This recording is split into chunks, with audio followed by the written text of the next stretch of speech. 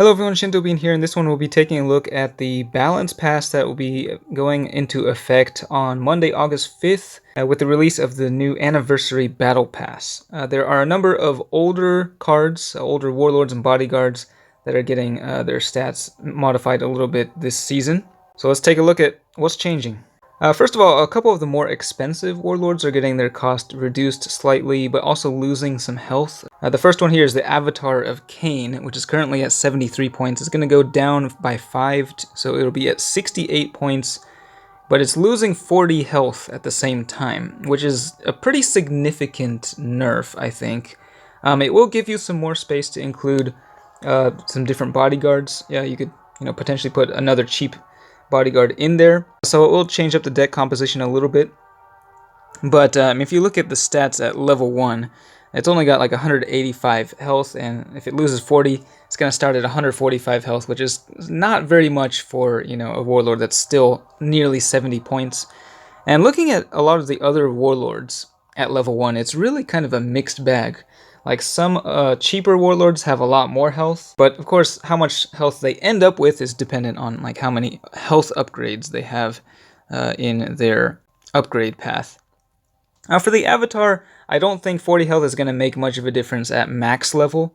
It's going to have like 360 health instead of 400. And remember, it does have Fear for its secondary trait, so it is a lot more tanky than it appears. But even so, I don't know if chopping off 40 health was really necessary for the Avatar. I don't think it's really that strong of a warlord. Next up, we got the Wraithblade, which will be getting +5 to its melee attack.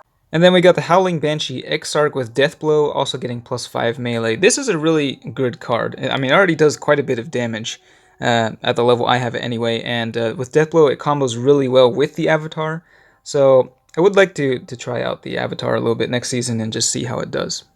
Moving on to Necrons, first up we've got Imhotep the Stormlord, who is also going down by 5 points, so he will be at 61, but he is also losing 40 health, and for him, he does not have any defensive traits like Fear to protect him, so yeah, he's actually going to feel very weak if you have him at a low level. I think for players just starting out with him, starting with only 115 health, that's really not great. At max level, he has nearly 400, so it's pretty similar to the Avatar. But yeah, again, the Stormlord, his special rule, it doesn't scale with levels, and it just doesn't feel like a very strong one, so I'm not really sure why they thought it was necessary to reduce his health. Then we got the Scarab Swarm, which is getting +4 melee, making it just slightly stronger. And then the Lich Guard is getting slightly more tankier with +10 health. Next up for Space Marines, Guilliman is getting his special rule buffed, actually. The second part of it, which increases the ready value at the end of each of your turns by 100%. So that, before, it basically just doubled the ready bonus you get at the end of your turn. Now it's going to do a little bit more, an additional 50%, which, as it says here, it will make, if you switch between different attack types throughout the battle, it will feel a lot more impactful than just going for like the same attack type the entire game. And yeah, Guilliman's special rule, it did feel a little bit lackluster compared to a lot of the newer Supreme Commanders. Guilliman was the very first Supreme Commander, so I think he is deserving of this buff. And we got some older Ultramarine cards also getting a slight buff as well. So we got the Reaver here getting +6 range and +6 melee. And the Ancient with Inspiring Presence will also be getting +10 to its health and +5 to both ranged and melee attack types. Next up is the original Ghazghkull Thraka. His special rule, currently you just get +10 to the melee attack every time you destroy an enemy card to the Warlord. So by the time he drops, he's going to be hitting for a huge amount of damage. It's really not that amazing of a special rule because it doesn't benefit your bodyguards at all. It is pretty fun once he hits the field, but they are buffing it so that it will now be getting, you'll now be getting +20 melee attack every time you destroy an enemy. So he's going to be punching really, really hard when he hits the field. I'm actually quite excited to try him out now.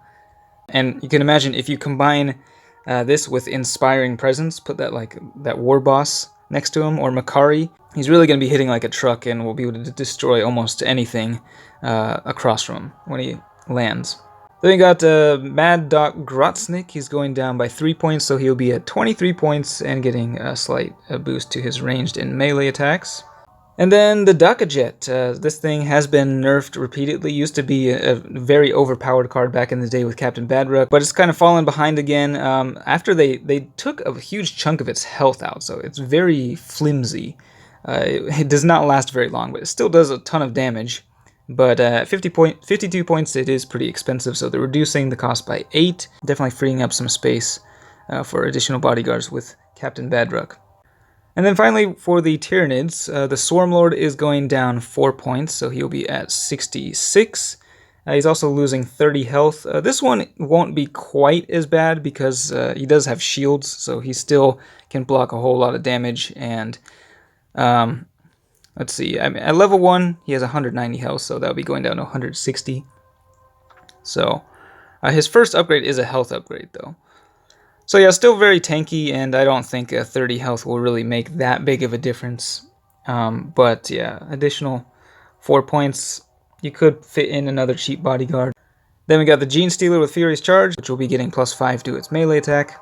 And the Neurothrope with Psychic Link is going down by 3 points to 25. This one I'm currently not actually using in... I do have like a Psychic Swarmlord deck that I'm using, but I'm not running the Neurothrope. I have more Psychers in there that don't have Psychic Link, so that you don't always have to have like 3 Psychers on the field at once. So I'm not sure if I'll be using this even after the points decrease. But that's it for the changes this season. Let me know what you think. I am most excited about the buff to Ghazghkull Thraka. I think that'll be quite fun, but I will try some of the other ones like the Avatar Kane and just see how they do in the coming season. Yeah, just another day and a half before the big anniversary event kicks off, so stay tuned for that. Thanks for watching, and I will see you next time.